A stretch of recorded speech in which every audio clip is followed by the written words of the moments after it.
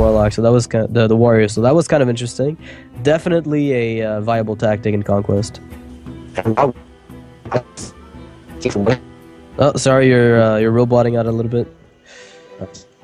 Well, we're looking at probably mid-range Pally versus could be Demon Headlock. I'm guessing that's what StrifeCro's bringing. We see Twilight Drake with the typical Hellfire.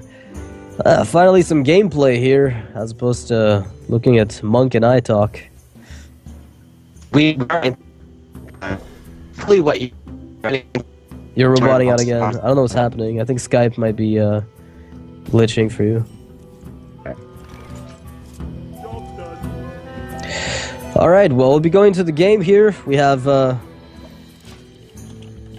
Knife Juggler, so definitely a mid-range Pally. With the Defensive Argus, that's not a card you see systematically nowadays. Yeah, definitely not. It's a card you do see, but Defensive Argus is not exactly the most common Paladin card. And StrifeCro with Molten Giants. Could be Demon Headlock. We haven't seen Mountain, so we don't know if it's Handlock straight up. Could just be a regular Handlock, honestly. Well, Gaara's got no silence for that Drake. Could be a bit of a problem. Gaara not playing into Mortal Coil here by playing a 1-1 on the board. Definitely Demon Headlock. Looking at that Mal'Ganis. That seemed like Monk dropped off the call. And Apple's being put on Gul'dan's head. Goes down.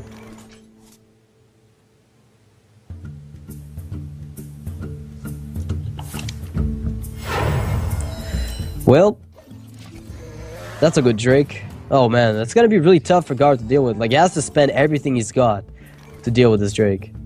Oh, that top deck. Gaara gets the Owl. Oh my goodness.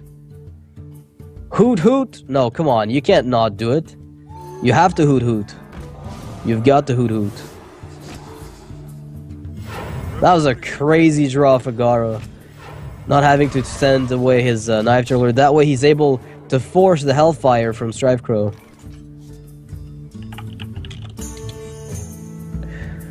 Well, StrifeCro's still not in a bad spot, honestly.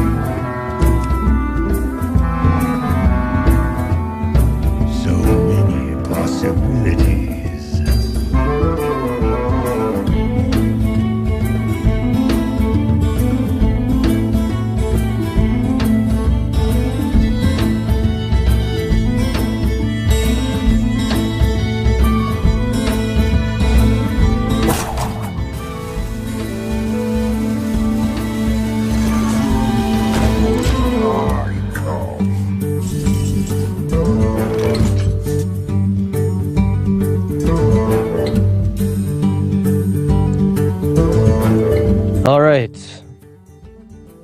Systems online. Portals are a go. Oh no. Shields up! Red alert! You must construct additional, I guess, bandwidth.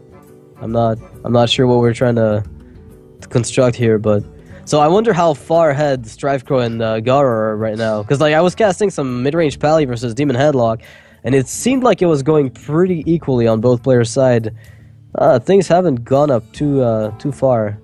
So there was a Twilight Drake, Silent Stuff, Hellfire was forced on the Juggler, and then Belcher was played, then Void Caller was played, and now it's back to Gaara on turn 6. Alright, so I didn't miss anything, at least not too much. Uh-oh. This feels fine. Oh man. Yeah, he's got Gaara's gonna... Oh god. Oh no. Guess what's gonna come out? Yep. The worst possible minion.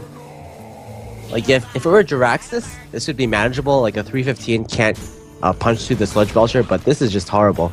I am a turtle!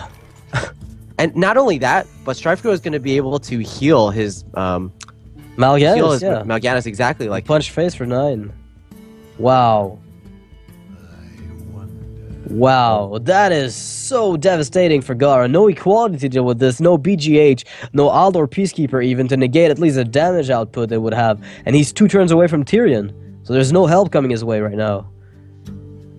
oh man. He's gonna have to get a defender. Well, there's so many options for StrifeCro to like kind of protect his Mal'Ganis.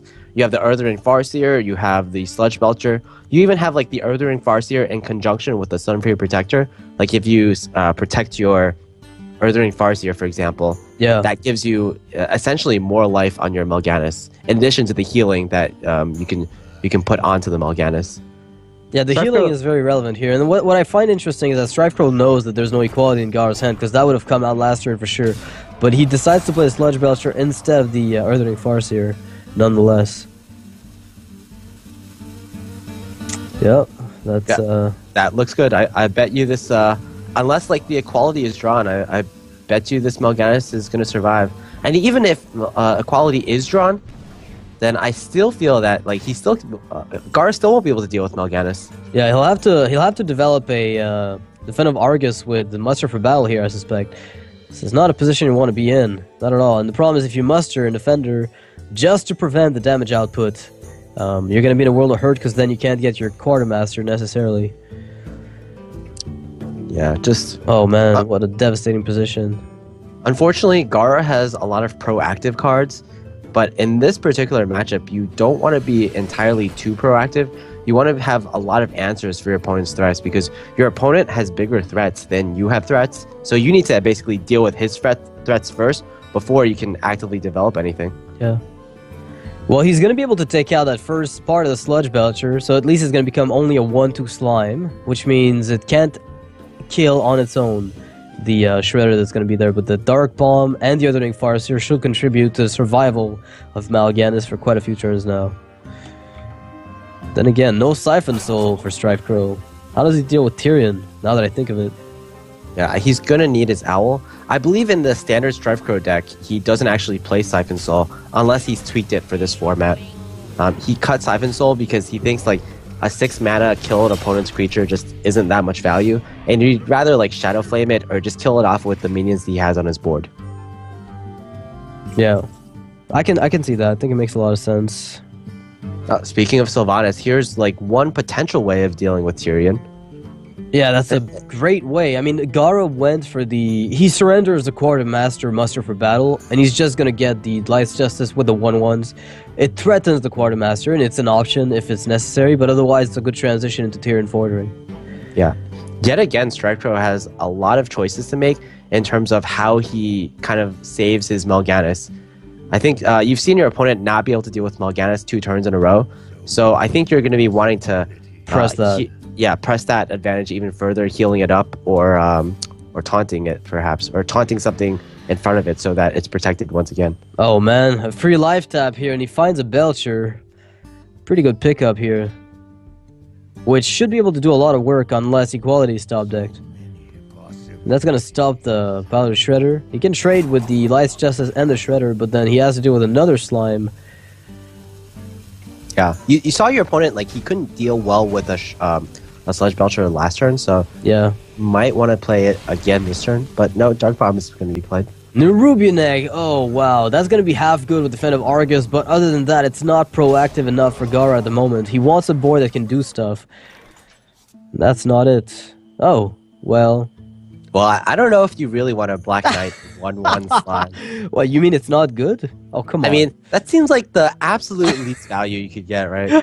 And the worst part is, like, it's such a good card against Demon Headlock because they taunt up giants all the time, and they taunt up great demons, so you can get good Black Knight value. This is definitely not the value you want to get out of it. So we're probably just gonna see it sit in hand, and in fact, Tyrion comes out bathing Gaara in the light, although I'm not sure for how long. Yeah.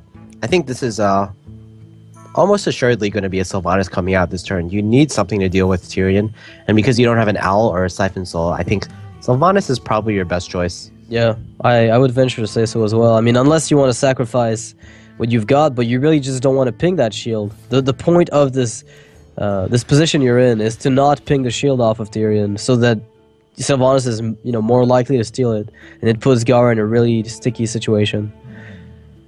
Yeah, I want to talk about this Dread Infernal that StrifeCro just drew. Dread Infernal was a card that like pretty much no one used before StrifeCro used it, but ever since he got #1 legend with this Dread Infernal, it's just it's like we've seen an increase of Dread Infernals being used on the ladder by about 10,000%.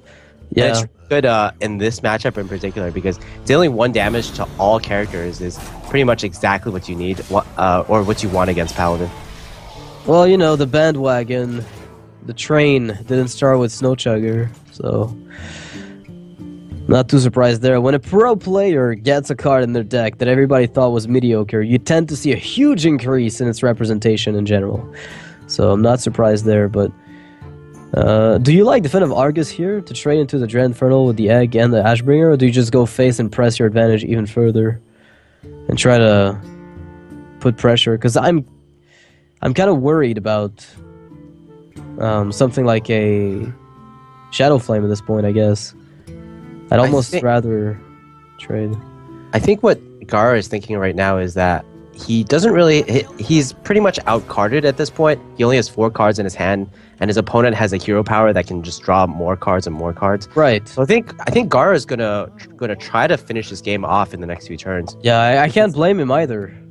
Yeah, I just don't see him winning in the long game unless he's really lucky and top decks a Lay on Hands. Yeah, and he needs equality contact as well, because, I mean, he can deal with 1 giant with Black Knight, so that's one thing in his favor at this point. And he's considering not attacking face because of the possibility of double Molten, which would be a problem. So I can kind of understand why he'd be worried, but at this point you have to go for the win, right? You have to hope your opponent doesn't have the cards that beat you. You can't play around stuff you can't beat. Mm-hmm. Unfortunately, StrifeCro, he does have the double Moltens, and he probably can make the read that his opponent doesn't have an equality in his hand, just based on the last few turns. So we might even, like, usually it would be a pretty bad play to throw down both Moltens onto the field, because if your opponent has equality, you just lose. But in this specific scenario, I think it's very possible and very likely as well. Yeah. Well, that's an interesting line of play, to say the least. Yeah, I'm not too sure. Yeah, I'm looking at this and I'm actually confused. I have to be honest with you. I'm legitimately confused right now. Like, the thing is, like, you could have given your opponent, possibly given your opponent the Earthling Farseer instead.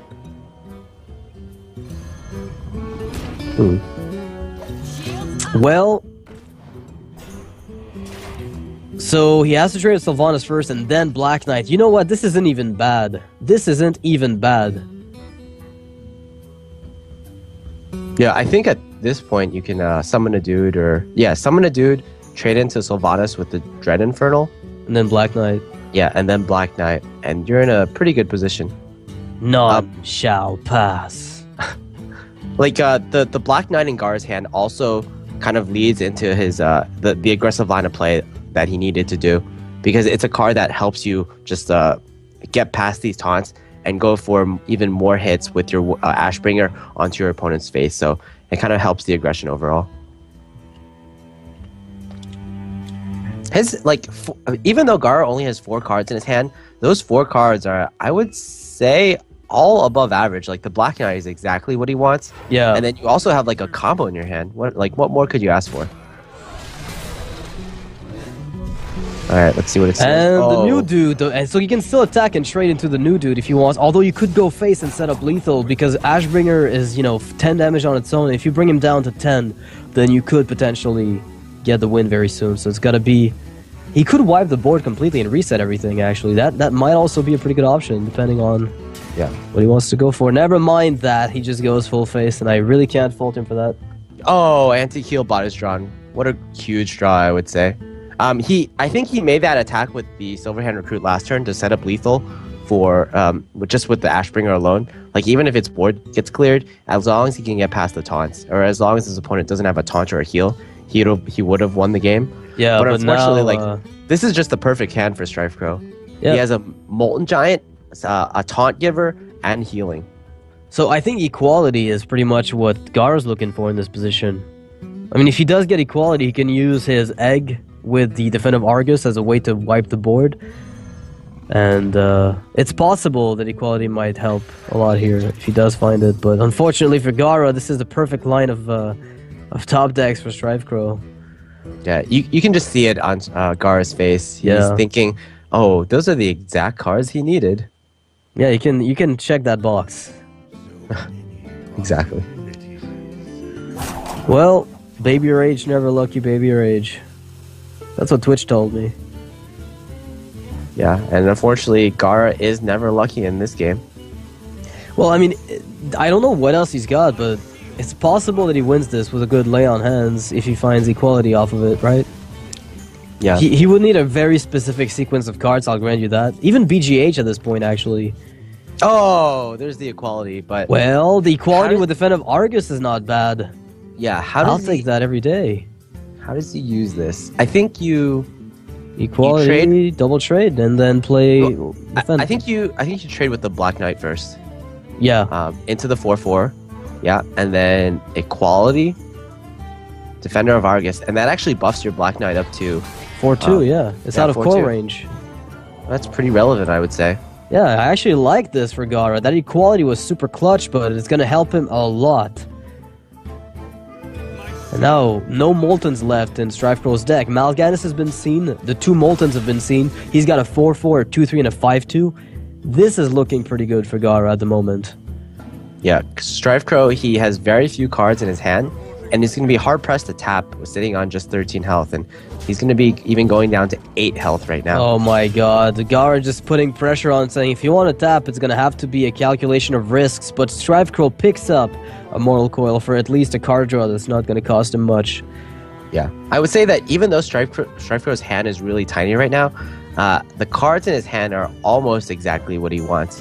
He can use the Mortal Coil, just for 1 mana, he kind of cleans up the board slightly and draws 1 more card. He has the Sludge Belcher, and he has the Sunfury Protector in case he draws something else big. Yeah, exactly, which is going to allow him to get an additional taunt on the board. We've only seen 1 Twilight Drake this game, but then again, Gaara's Mustard into Quarter Mustard is going to be spicing up this board quite a bit.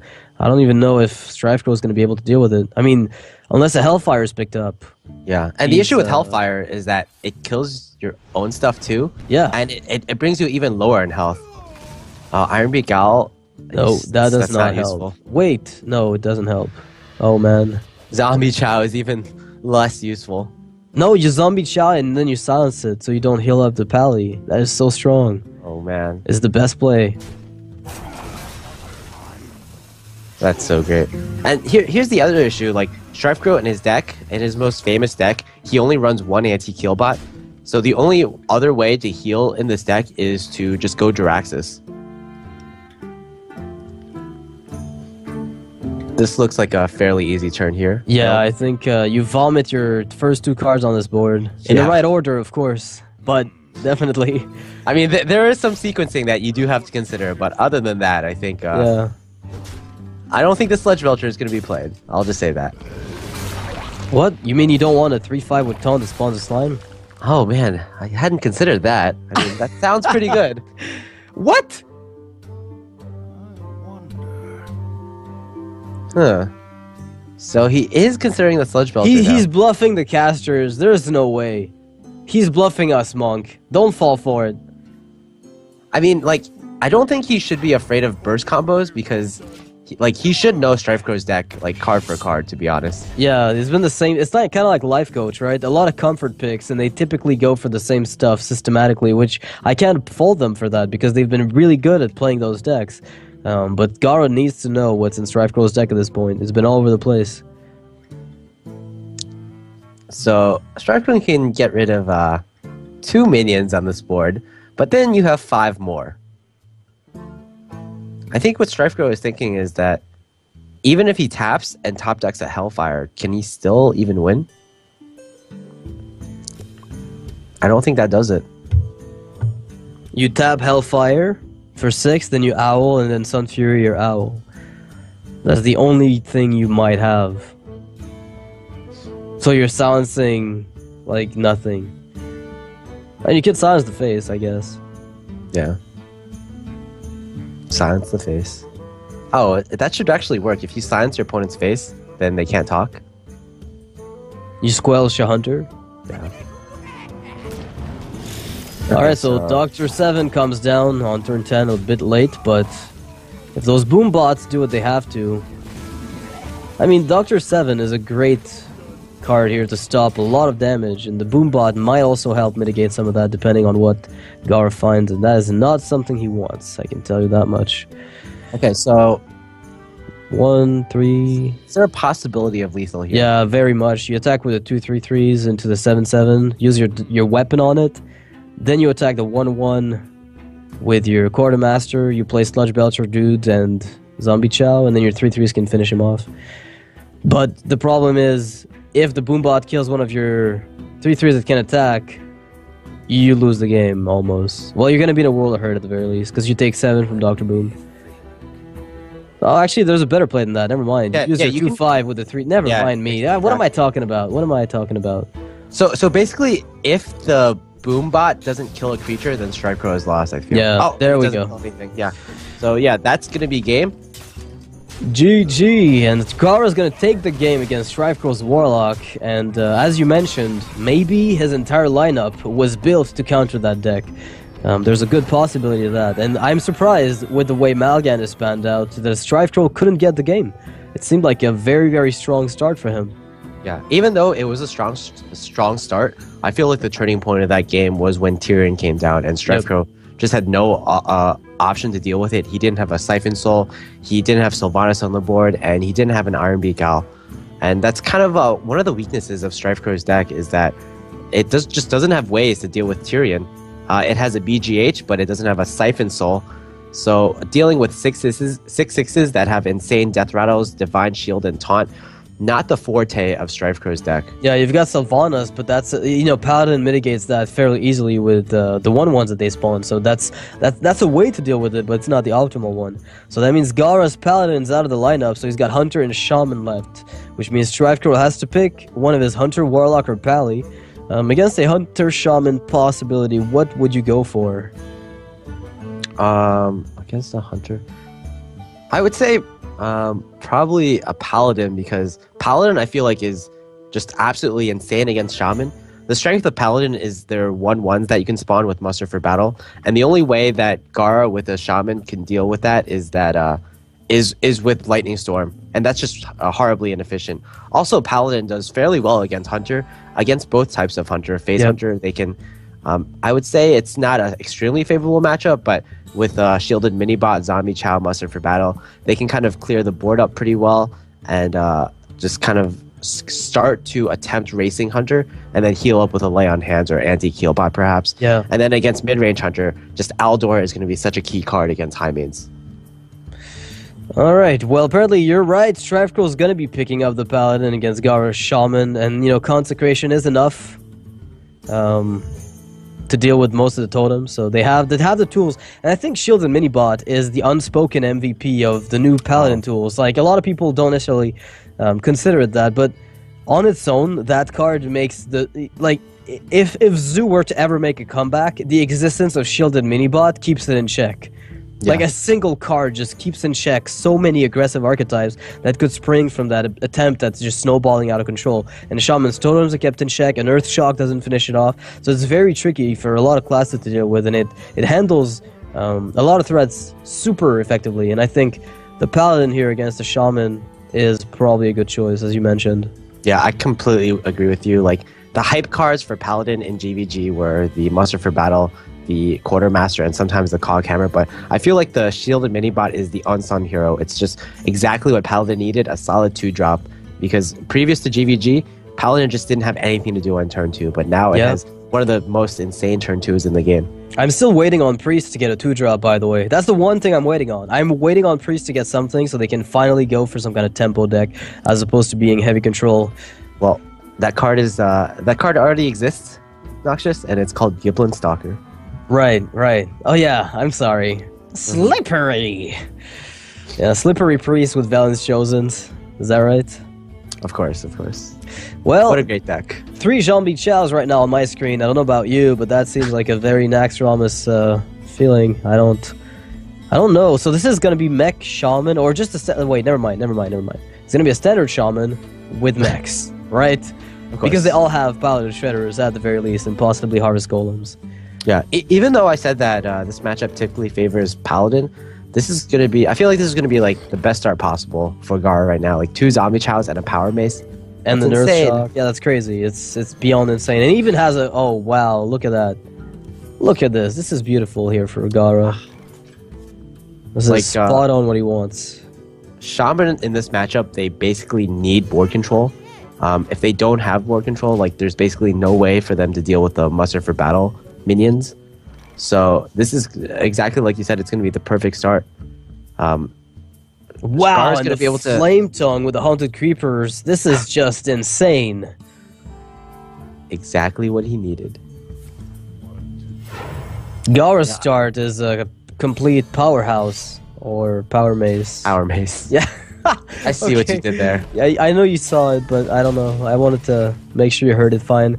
So he's gonna trade into the Knife Juggler and get himself a good 2-for-1 here with the Pyro Mace instead of going for the second Zombie Chow Creeper, which I think is obviously better because his Zombie Chow will get to live. Yep. And yet another strong turn for Gaara. I like Totem Zombie Chow a lot of the time here, awkwardly enough, but it's gonna depend on what he wants to do. I think Haunted Creeper and Zombie Chow is also nearly perfect. It's just that it allows the 1/1. Because if you get Healing Totem, your Zombie Chow might live. If you get Stoneclaw, it also does live. So you could get a bigger board, but it's a gamble. Yeah, that's true. Yeah, it is a gamble, but like you also kind of want to plan out your turn 4, and if you Haunted Creeper Zombie Chow on turn 3, then you don't really have really too much to do on turn 4. And he gets that Healing Totem. It's exactly the totem that he needed. Yeah, exactly what he needs. And you know, StrifeCro doesn't have a Consecration in hand. So Gaara's going to be able to restore himself 5 health off of that Zombie Chow. And keep swinging face. And his Zombie Chows are safe from the 1/1 at the moment. Well, I lied. How could you, Noxious? Yeah, I'm sorry. I meant... I didn't mean to. So what you mean is StrifeCro has exactly the card that he needs. He has that Consecration. Yeah. And he's going to be able to deal with this board. But he's not going to be able to develop anything on the same turn. So he's going to give Gaara back the initiative. Unfortunately for Gaara, his hand size isn't going to be too huge. So it actually... I would say if Consecration is played this turn, the game will kind of equalize almost. Yeah, because the thing is, Gaara gets the initiative back, which is a big deal. But StrifeCro's follow-ups are much stronger, right? There is a Haunted Creeper, there's a Totem possibility next turn, but overall, StrifeCro's hand quality is much higher than that of Gaara. Unless he plays Innervate, and I'm not aware of it. Dragon Consort, perhaps? It doesn't work with Dr. Boom. Imagine if Dr. Boom was actually a dragon in disguise.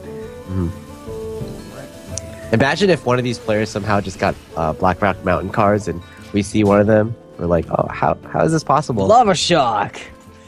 Well, he didn't go for the Consecration, so I didn't lie, but he still, I mean, he planned his turn ahead. Obviously, thinking about Consecration, that's probably the case. So I think that the reasoning is he doesn't want to give the initiative to his opponent. He wants to contest the board, and his Shredder does that pretty well without having to play Consec and then let Gaara play with the initiative, which could have been a possible Powder Shredder right away. Yeah, I think that turn was pretty fair from StrifeCro. Now, like, I want to talk about the positioning of these minions from Gaara. Yeah, I was gonna say it's a bit awkward, isn't it? Yeah, you kind of want to trade your Zombie Chow into the Shredder with an Argus buff, but you also want to buff the healing totem in order to trade it into the 1/1, yeah. into the 1/1 exactly. Well, I think you could try to wipe the board completely because a lot of the time you'll be able to kill what comes out of that Shredder with that second Chow. Or you could also use Earth Shock here on the Shredder. I think that's perfectly fine. Never mind that. That's a much more straightforward play, and it functions amazingly well, right? Oh, never mind. I lied again. I keep lying. What's wrong with me? Millhouse Metastorm. Nope, River Croc. Nice try. You know, Nice one try. time I'll call the Doomsayer and it will come out. Keep hoping. Still, a pretty awkward Consecration turn here. Same thing as last turn. No real good reason to do it. I like Lotheb, but it trades pretty... I mean, it's a 2-for-1 at this point. Yeah, But, I think Lotheb is fine. yeah. I think the rest is I too weak to don't- possible plays. Yeah, I don't see too much of anything else. Well, I guess Shredder could be played. It's also a 2-for-1 without sacrificing the effect of Lotheb. So you could theoretically on turn 8 go Lotheb Muster to secure a no Lightning Storm board or force it for 8 mana. So it's a possible line of play. But alternatively, Shredder could be played. I know StrifeCro is a player that really values playing on curve though, so Okay. it really makes sense that he does play the Lotheb on turn 5. Look at that Flame Tongue! I am just smelling the value from 10 miles away. Yeah, this basically forces your opponent to have some kind of AoE or some way to deal with Flame Tongue, or at least he's going to be hoping for a Taunt Totem here so that True Silver won't be a factor, and there it Oh is. my goodness, this is the perfect lineup of totems. The first 2 totems are Healing and Stoneclaw. Does it get any better? Now, StrifeCro does draw Sylvanas, but you're really not comfortable throwing Sylvanas onto this kind of Shaman board where it can possibly just trade into, or it can possibly just steal into like a random Yeah. 0-2 totem. Plus, like when you're playing Shaman, you have to be thinking that they're probably going to have either Earth Shock or Hex somehow on the board. I was gonna say one thing I liked here that he didn't do was Shredder and then turn 7 Muster Consec, because your Muster for battle gives you Light's Justice that you can use to finish off the Flame Tongue. But if you're afraid of a taunt coming up, then that's probably not the line of play you want to take. And he seems to be afraid of a taunt coming up. At least that's the vibe I'm sensing. He's thinking about silencing it. Yeah. You could, I guess you could possibly Earth Shock the dude, but I think you're making the read that your opponent doesn't have the True Silver Champion in his hand. And Yeah. that's pretty much the only way that this could backfire, not Earth Shocking the 1/1. Plus, the Earth Shocking a 1/1, come on, that's like really bad value, I would say. Yeah, you can Train- get so many things out of that. I mean, you've Trading- got Tyrion and Sylvanas to deal with anyway. Exactly. And you expect StrifeCro to have a Dr. Boom on turn 7, so Yeah. you might even be saving the Earth Shock for Boombot, perhaps. To think that you would use an Earth Shock on a third of a card, I have no time for games. it's kind of like a spare part at that point. Alright, so, you know the Consecration last time accomplished one thing. Whatever he gets from Sylvanas is not, if he does get anything, you know, I have to specify that, is going to be not a 0-2 theoretically. At least it's less likely to be. So, by playing Sylvanas after the Consec, he's increasing the chances that it does something relevant. But Gaara's got the Hex and he's got the Earth Shock. I don't see him being too worried about anything here. Yeah, I think Gaara's hoping to bait out something nice, like a Hex from Gaara, but no, the Earth Shock is used, and Gaara will still have the Hex to save for Tyrion on turn 8. Oh man, that Fire Elemental is so good here. Look at the amount of damage he can pack. If he's thinking about playing the Fire Elemental though, I think he's thinking about whether he really wants to play around BGH, and I think that's A legitimate concern though. But if you do see BGH, then Dr. Boom is safe, right? possible. Yeah. Ultimately, I think it kind of averages out to where if he plays BGH, he wastes his turn and you get to use the Belcher again. I think he's also considering just playing it a bit more slowly though. Is he going full face? He's going full face. Oh wow, Gaara. playing around BGH and going full face. Wow, this Tyrion is not going to do what StrifeCro wants it to do if he plays it. I think Aldor Peacekeeper may be considered in this position. Oh man, that defensive Argus Peacekeeper play is kind of okay, but... the thing is, if you don't play Tyrion, I feel like that's not a winning play. Yeah, like you're stalling. You're on the back foot now. Yeah. But if you just play like an Aldor plus a defender of Argus, like I feel like that's the kind of play where you're like, okay, I'm not gonna lose in the next few turns, but I'm not also like I have no way to win the game. Exactly. So I did that mistake actually when I went to WCA. If you saw the games at all against Kit Kats, I held Tyrion for the entire game. Like I could have played at any point, and after that game, I realized you can't play around stuff. You really can. You know, if you can't beat something, don't play around it. So at this point, I think StrifeCro has to hope that there's no Hex in Gaara's hand, but yeah, not exactly working for him here. Oh. That would have been nice a few turns ago. That would have been nice. A nice way to mitigate some Flame Tongue damage at the very least. Of course. Now, is there a way for... From StrifeCro's perspective, is there a way for him to survive in the next turn? Ironbeak, the Belcher, kill Flame Tongue, Light's Justice, Defensive Argus. Does he have the mana for that? He's got 9, yeah. He could do that. With Defensive Argus, it's possible. But it's going to be a long shot. It's a shot in the dark here, hoping for the best, but...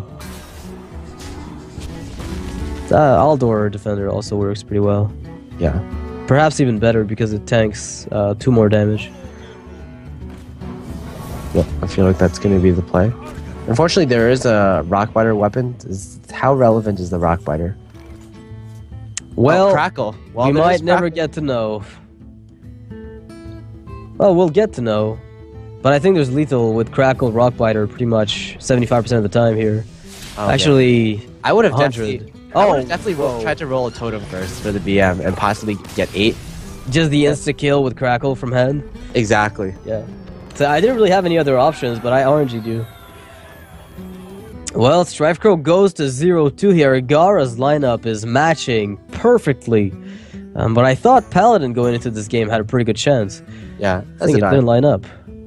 So StrifeCro is actually down 0-2 right now. Yeah. Is this going to be StrifeCro's first loss? He's been just on an absolutely dominating streak in the Kingwin Pro League, being one of the only 2 undefeated players along with Life Coach, but he's not looking too great right now. I mean, Hunter is left, and if it's something like a Face Hunter, you really can't expect a Face Hunter to go 0-3 in a Conquest format, right? Yeah, it's gonna win at least one game. Like it's a high variance, deck by virtue of it being aggressive, therefore a little unstable.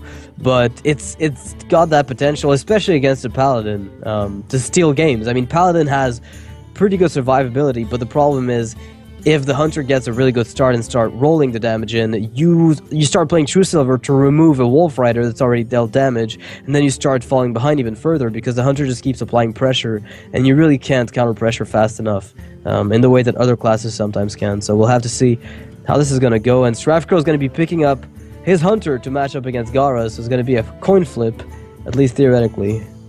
Yeah, I feel like both these players have to play Face Hunter, or one of them is going to be really sad. Yeah, one of the mid-range Hunter is really painful. Oh, hold up. No problem. Yeah, sorry. Yeah, so exactly, like mid-range Hunter, like one of the reasons players don't bring mid-range Hunter to a Conquest format anymore, unless your name is Nideman, is that if you match up in the Hunter mirror and you're playing mid-range Hunter against Face Hunter, that's almost an automatic loss. Yeah, I mean, it's always been the case that the more aggressive of the 2 Hunters was the winner, right? If you play both Hunters, it's a race. No matter which matchup you're playing, whether it's mid-range versus mid-range, it usually boils down to who's able to race first, and whoever is the Face Hunter versus mid-range is going to be taking the game pretty much all the time. Yeah, well, we definitely see Face. We're going to jump into possibly the last game, and we're definitely going to see Face Hunter at least from Gaara. Yeah, we're looking at the screen right now. It's not live on your end, but we're about to see a pretty standard opening hand here for Face Hunters.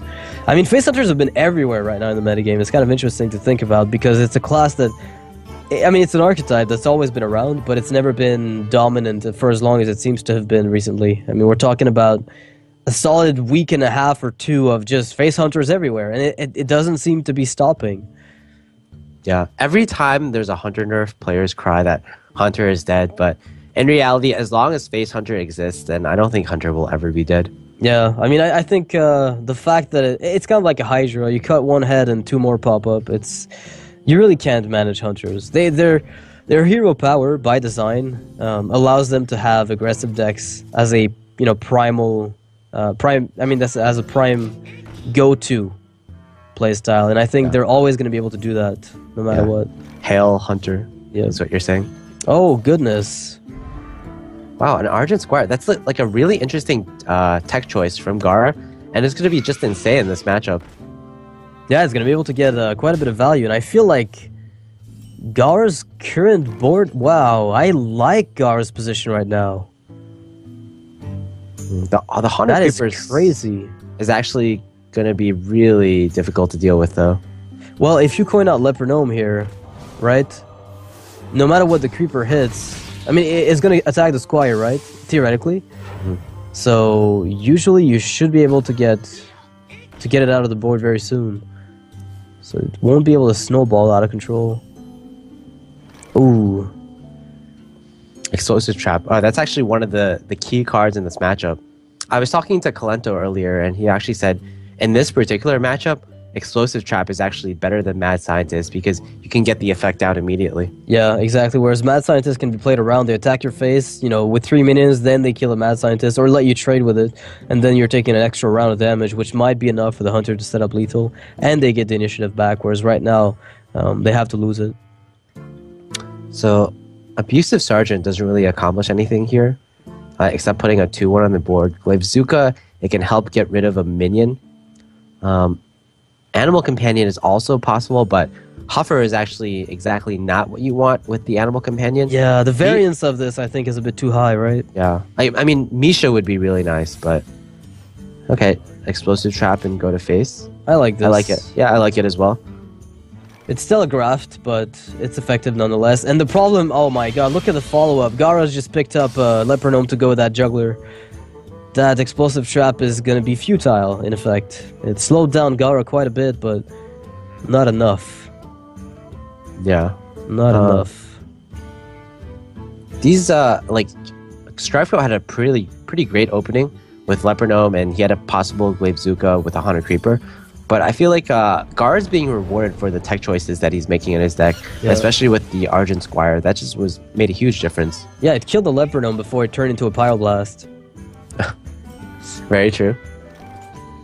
Oh, Blast. That's a good pickup. That's a good pickup. That wipes the board if you wanted to, and you keep the Abusive on board. Yeah, you're also gonna have like a slight card advantage after you play out your entire hand. Yep. I mean, Glaivezuka and Animal Companion are pretty good follow-ups. Gaara's hand is good. The bow is great. Don't disregard that. But if StrifeCro is allowed to keep a minion on the board, that gives him the initiative. When you're racing, sometimes recurring damage is exactly what you need to be able to take the game. Ooh, that's not do you greatest. Play the bow with Abusive and just go face? I mean, just... Well, can you Abusive your bow? That would be pretty great. Oh my god. If That'd Abusive could target the Hunter's face, I'd probably quit the game. I think you do have to play the Abusive just to try to contest the board, but that's going to be punished by a Glaivezuka. Yeah, well, you have to play it as a Murloc Raider, essentially. Yeah. Like, Gaara had, like, awesome tech choices, but I feel like StrifeCro is just drawing, like, the really key cards in this matchup, such as the Explosive Trap and such as the Unleash the Hounds. Yeah, the Unleash was a big deal here, allowing him to get the trade with the Abusive Sergeant, because that Knife Juggler Leper Gnome would have taken the lead for sure. Yeah. This is a pretty slow Hunter versus Hunter game, though. I'm not used to this. Yeah, like, I've seen a lot of Hunter versus Hunter games, Face Hunter versus Face Hunter games, but I would say this is one of the more interesting ones. It's kind of really back and forth and relied on a lot of top decks. Well, there was an Abusive Sergeant with hero power, so no bow coming out. And this might get very, very, dangerous right now. Oh, Leok. Usually, probably the worst one in this matchup, but it's doing some work here. Yeah, definitely. A lot of work, in fact. Look at how much stuff that Gaara has to deal with. I think this is not too bad, though. He picked up his explosive trap, and that's exactly what he wants. That is exactly what he wants to find. Yeah, and okay, so he goes to the trade, and he might even start to look ahead in terms of health in the coming turns. Yep. And it's possible that he's able to skyrocket back in this game, but he's got a slight health disadvantage, and StrifeCro does have another Glaive Zook on the back end, so there's at least 6 guaranteed damage just from cards that he's got, so that's going to be really tricky. Also, I'd like to make a public service announcement. BRM is out. Wow, BRM is out, but Open your adventure modes, boys. exactly. But make sure you still stay tuned to this match, because this is going to be pretty exciting. Yep. I'm just curious to see, though, if one of the players is going to be playing BRM between the breaks. You know, the players that are coming up, and they're going to modify their decks just before, and then we get to see BRM cards today. You know how hyped I would be? Yeah, that'd be actually really cool. Like, I would love to see in the that. middle of the tournament, we have BRM cards. Yeah, that would be insane. Just a tournament with BRM. And like, imagine if like one player he finished BRM before the other player. Yeah. So he couldn't actually access, like one player couldn't access the card, so he had like a slight advantage. Yeah. Oh man, I'd love that. I also have another public service announcement. Next Ramus is also out. Yeah, Nax is out, in case you're wondering. You can roll the dice against Lothab. Have some fun. Yeah. Well, this is not looking too good with Gaara. He's reached the critical threshold of the 12 health against another hunter, which is generally where you're starting to lose the game. I've noticed a lot of the time, as soon as you hit that first, you're going to be in a world of hurt. Yeah. I feel like at this point you have to do the unthinkable. The kill command minion? Yeah, kill command. Man. Well, you do get a mad scientist, for all that's worth, on the back of it. Yep. I mean, you can't possibly not do it, right? So what Gaara is thinking right now is he sees how much damage does he see on the board? That's 4, 5, 6, 7, 8. So StrifeCro needs 3 damage in order to win, and he can get that 3 damage with any combination of cards, such as even some minions. Like even a Honda Creeper draw would be pretty good, just because it throws out a knife. So basically, that kill command, it killed it. Like, you lose 5 damage out of it, but you also pretty much negate 5 damage from your opponent, because that knife throw loses 4 plus a potential knife throw. But yeah, that's yet again a lot of damage. That's actually a total of 9 damage if StrifeCro wants to go for it. And that's setting up lethal for the next turn. I think StrifeCro has to at least play the Arcane Golem. Yep. At this point, like, Gaara is going to have enough mana, almost certainly, to play out his entire hand of 2 cards.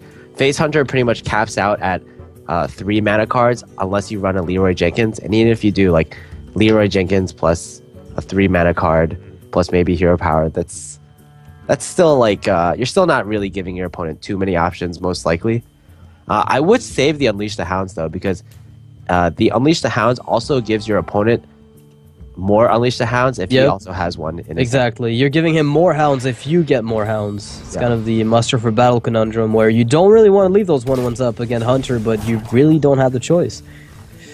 Well, Gaara's going to be in a bit of a problematic situation whereby he is dead next turn unless he finds some kind of miracle. That is not what he wants to find.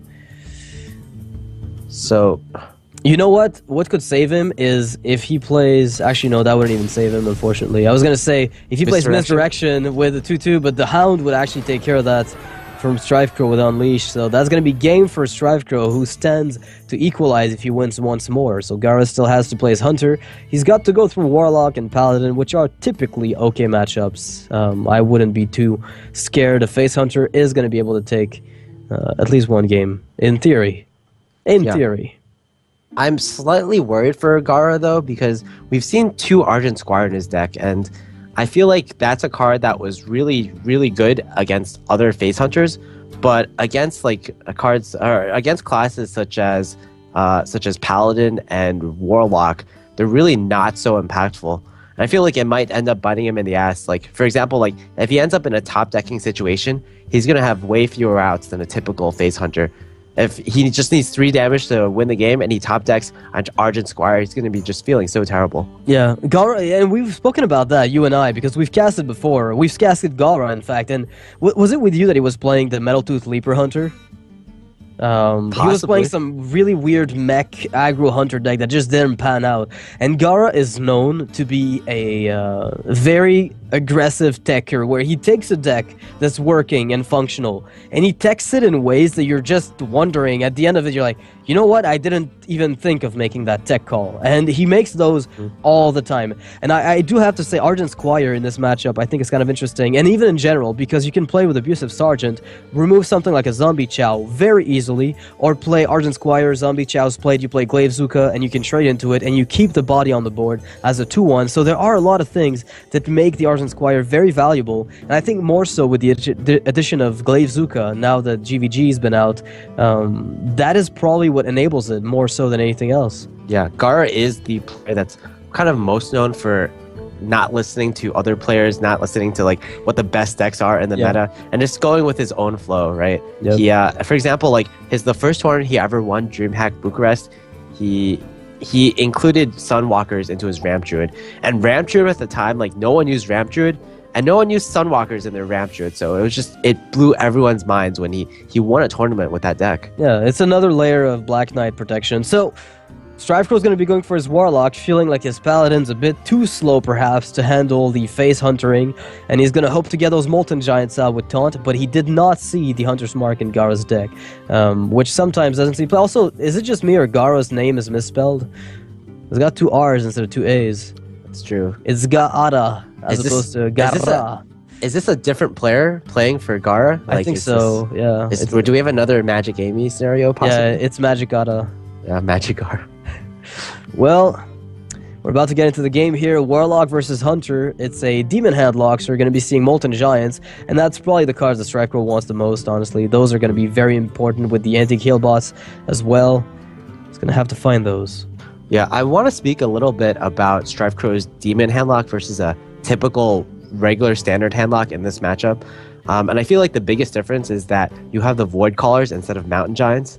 And Void Callers are going to be just so much better in the matchup because you can actually play them in the matchup.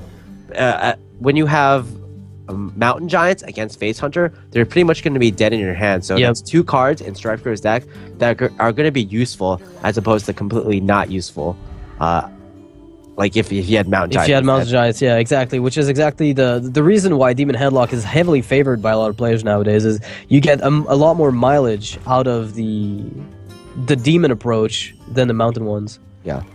We see like a great combo in StrifeCro's hand, the Void Caller into Mal'Ganis. So we, unfortunately, like Gaara, he does have the Iron Beak Owl, but if he didn't, like, that'd be just huge. Like Mal'Ganis against Space Hunter, right? Can you even get... I mean, does it live with the possibility of Iron Beak Owl and Hunter's Mark? I guess it does, and even if it, if it does, it requires an answer anyway. And we see the Leroy Jenkins that you talked about earlier that kind of ups the general curve of the Warlock deck. But look at the Hunter deck. But look at that, Moral Coil is a perfect card to find here. He's got a tap on the back of it if he wants to. He can tap aggressively. He's got a board that's unattackable by Gaara here. Yeah, this is pretty awesome, I'd have to say. Yeah. Everything is just lining up perfectly for StrifeCro. Like the Ancient Watcher into Sun Fury, short of a Zombie Chow on turn 1, that's exactly what he needs. And wow, even the Zombie Chow, so StrifeCro will even be able to fit that in later on. Uh-oh. Well, you kind of don't want... Oh, what a whiff draw for Gaara. He's going to have to go for the Unleash play, at least, or try to get an Unleash play. Oh. Well, actually, you could play Dread Infernal next turn, but now if you sacrifice a Void Caller, you risk not getting Mal'Ganis. Belcher is fine after trading the Whelps away. You're also protected against the possibility of Unleash by reducing the amount of minions on the board. Yeah, I like this slightly better than just trading your Voidwalker in. You don't really care too much about the power on the board, but you do have to worry about Unleash the Hounds and all those kind of shenanigans. Yep. So he's gonna go for the defensive Argus play, possibly here with Zombie Chow. Now he's got to be scared of the possibility of kill commands because those cards have been sitting in Gaara's hand for quite a while now. Yeah. So those are kind of telling.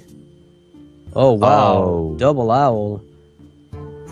Now, I want to say that StrifeCro might have seemed to miss a damage last turn, but he was kind of playing around the The possibility, possibility of either freezing trap or misdirection. misdirection, yeah. And I feel like Gaara is the type of player who would just throw in those traps into his deck randomly. So I think that was a really good play from StrifeCro. Oh wow, and everything's lining up even more perfectly here for StrifeCro. He's got the Sludge Belcher to mitigate 7, possibly, Anti-Heal Bot to heal for 8, and the Loatheb to lock out spells for Gaara. And it's like StrifeCro will just be able to erase Gaara at this point with It's that possible. anti-kill bot. Yeah. I like the Loatheb here instead of the Sludge Belcher just to kind of put more damage on the board and be able to erase a little faster. Oh, you know what? We just said he could race, but look at this position here. He's got a possible double unleash next turn. So, what does StrifeCro do? He has to sacrifice something. There's no more taunts unless he plays Sludge and then he doesn't heal up, which leaves him in a really bad spot afterwards, right? Yeah. And that double unleash is starting to look like it could pay off for Gaara. So, double unleash, how much damage does that do? Depending on So how many minions. If he plays the heal bot and he trades in the Defender of Argus, then that's 4 minions on the board. That's 8 damage coming from just the Unleash the Hounds, plus 2 from the hero power. 13 That's damage, 10. he's 1 off lethal. 1 Oh, mana man. off lethal right now even. Oh my goodness, Gaara. This has got to feel terrible. Well, you know what? You still have to do it, I think. Yeah, how many times have we seen this? Yeah, he's 1 mana off or 1 damage off. Pick your poison. If he hadn't traded with the defensive Argus last turn, he'd be dead right now. If you decided to use a Zombie Chow instead. So, unfortunately for Gaara, he actually has to trade into one of these minions right now. Yep. And that's a lot less damage to the face, which in turn means StrifeCro gets to play the Belcher and lead into Mal'Ganis possibly, which is going to be probably the game winner, if anything. Well, we'll have to see what Gaara decides to do, but I don't think the options are very Very favorable open towards him. exactly right now. I feel like he's got very few options. He could decide to go for a funky Arcane Golem play here and trade into Loatheb with one of the Hounds. But you're hoping for Kill Command top deck at that point in the following turn. Yeah.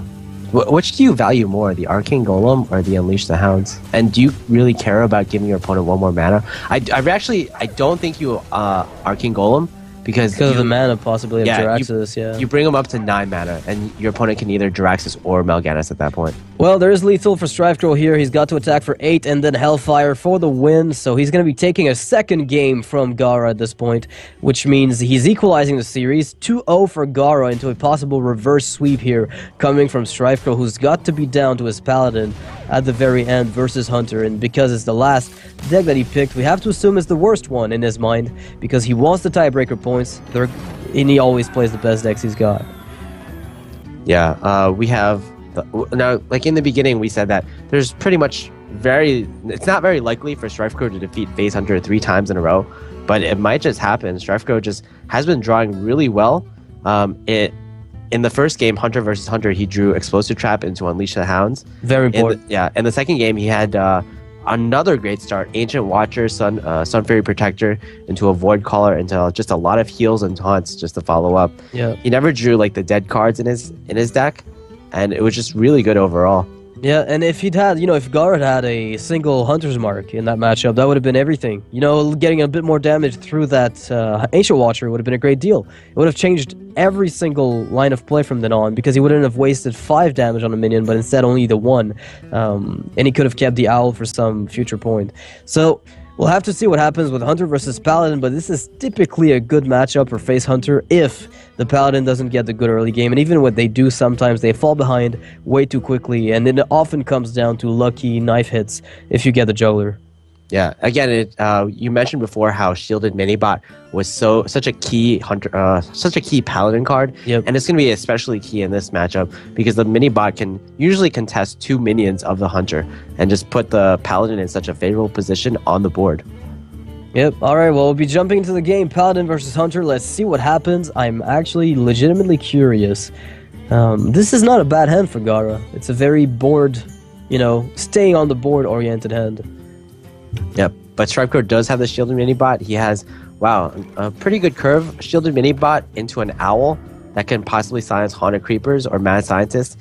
He also has the Consecration in order to clean up on turn 3 or 4. Yeah, and this is really key. Everything is... Oh, wow, he's got all the early game he wants and the Consec to board wipe. So not only can he get a good counter board presence, but he can even clear everything once he's got it. Yeah, I think the Knife Juggler actually isn't too great in this matchup because you're really afraid of something like a Glaive Zuka. Yep. So I like the Shielded Minibot here. It can contest either, in combination with the Iron Beak Owl in your hand, it can either contest the Haunted Creeper or a Mad Scientist. So Gaara decides to ping the shield off the Minibot to deny the ability to trade into the 2-2 without dying, which is probably a strength of the 1-1, in fact, in this position. I think Iron Beak Owl is going to have to be played here. To deny the free explosive trap, Gaara wants to get an explosive trap out of that Mad Scientist because he's got one in hand, and when he finds the second one from a draw, the Mad Scientists become even worse than they possibly could be. Do you kill the 1-1 here for value? You could play for value at this point. Yeah, you're at 30 health, so I think that's fine. Yeah. You also just want board control a bit more because you don't have too many proactive cards in your hand that can clear off minions until turn 4. So just bring up the board up to more to stuff is fine. You're only giving up 2 more damage, so that's pretty good. Yeah, and StrifeCro is going to be feeling pretty confident in playing one of his 2 Aldors here because he's got the second one in the backhand. It's going to be very easy for him to maintain tempo, and now Gaara needs to get a bow to kill that 3-3, but that's feeling pretty awkward. Yeah. In this particular matchup, the body of the Aldor is actually more valuable than the effect. The ability, yeah. Yeah, because pretty much everything in the Face Hunter's deck, it has 1 health or it's going to have 3 attack or 4 attack at the very most. And most minions have 1 or 2 attack anyway, so not too impactful. So Gaara opts to go for the Haunted Creeper play over Explosive Trap, which I have to say is better because that way it's possible that the Minibot lives, giving him even more Unleash value down the line. Because at this point, if you look at his hand, he's got to play and try to get the maximum possible value on that Unleash. That is what's going to make him win the game. Yeah. It's fairly likely that your opponent, the Paladin, is going to have a lot of minions on the board later on to the game. Mm-hmm. But double Unleash and Explosive Trap, again, Gaara just has a lot of reactive cards in his hand and not enough face damage, I feel. If he top decks an Eagle Hornbow, this could change everything. That's going to be the greatest possible outcome for him. Eagle Hornbow here would be amazing. Whoa, another Aldor is going to get played from StrifeCro. It's going to turn that Haunted Creeper's attack to 1. That's so impactful. I mean, yeah. I can't believe that. Oh my god. Huge draw. Huge play. And again, it's more about how the body of the Haunted Creeper, or rather the body of the Aldor is more valuable than the effect in this matchup. Well, Gaara's going to be dumping down the Explosive Trap. I can almost guarantee it. It feels like a perfect trap. You can damage everything here for 1 with your Unleash, and then just dump the Explosive Trap. The board is going to be safe, although you might be worried about the Fin of Argus, since you did see that in StrifeCro's initial deck, right? In the first few matches. Oh, wow, he's going to ignore that. He's going to let StrifeCro trade into those, and then dump the trap to scare him. Yeah, unfortunately, very good play. StrifeCro does have Consecrate. That's going to be the optimal line of play, but even with Consecration, it's still fine. Ooh. Oh, Lay on Hands is even drawn. So StrifeCro, if he survives till turn 8, he's going to be in a huge advantage. And at this point, it definitely looks like turn 8 will be something that StrifeCro does get to. We'll see. He'll live to see that point. And what I'm curious about, what I like about StrifeCro's hand, rather, is that he's got Juggler and Consec for turn 6, where he can just play 2 cards, and then curve into Dr. Boom, and then lay on hands. He's got options, and, in this matchup, this is what matters the most. All his early game was drawn on point. I feel like this is definitely going to be a Consecration turn. It's just too much value, killing 6 minions. on turn 5 against the Face Hunter. And again, you're winning the battle. You're winning the race. Like you're. Oh, that's a nice pickup though. Yeah, certainly. Do you just play this with Unleash if it's Leok? It's Huffer. Well, every day you're Huffer and you just go full face. Then you play the trap and you set up a really good Knife Juggler Unleash. You know what? Gaara's not out of it yet. Never mind. Oh, Lotheb. Never mind. I lied. It's all about that Zombie Chow healing Gaara to give him a bit more life support. Gaara does need the life support here, though. A hunter needing life support. How hilarious is that? That didn't quite hit the face. Serves them right, those hunters. So, I think the biggest decision here is what you trade into the Huffer with. Do you want to give your opponent that extra 5 health? And StrifeCro is thinking no. He thinks that he can possibly win this game before the Zombie Chow dies. Yeah, I think that's what he's trying to say, trying to figure out, like, you've got to be hopeful that you can kill your opponent without healing him up. That would be your best possible outcome, because by doing so, like, if you play Lotheb down on this board, right, you're locking down everything. He can't play Unleash on this board. It's impossible. He's only got the 7 mana. So your Zombie Chow's, it's alive, and as a result, the opponent cannot kill it. So what Gaara's gonna need here is a Knife Juggler Iron Beak Owl play that kills the Zombie Chow and gives him a bit more life, and then he can unleash Kill Command for the lethal. But it's gonna be really tricky, and I don't know if he'll be able to do it. He's gonna try, and he silences Lotheb to no avail. That doesn't unlock the Unleash, and it doesn't kill what it needs to. But there's no lethal there's StrifeCro yet. Well, there's potential lethal with the Knife Juggler. Oh my god. Is it gonna work?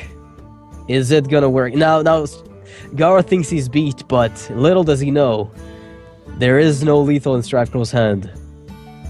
Oh man, there's a 33% chance here, 33%, that the knife goes to the face. As I said, sometimes these Paladin versus Hunter games come down to lucky knives, and this is exactly what we're witnessing right now. This reminds me exactly of Tiddler Celestial versus I forget his name, versus Hawkeye. Hawkeye, that was it, yeah. Yeah. Alright, what happens? Oh! Lethal was found. And the lucky juggles, Gaara leaning back in his chair, getting reverse sweeped by StrifeCro.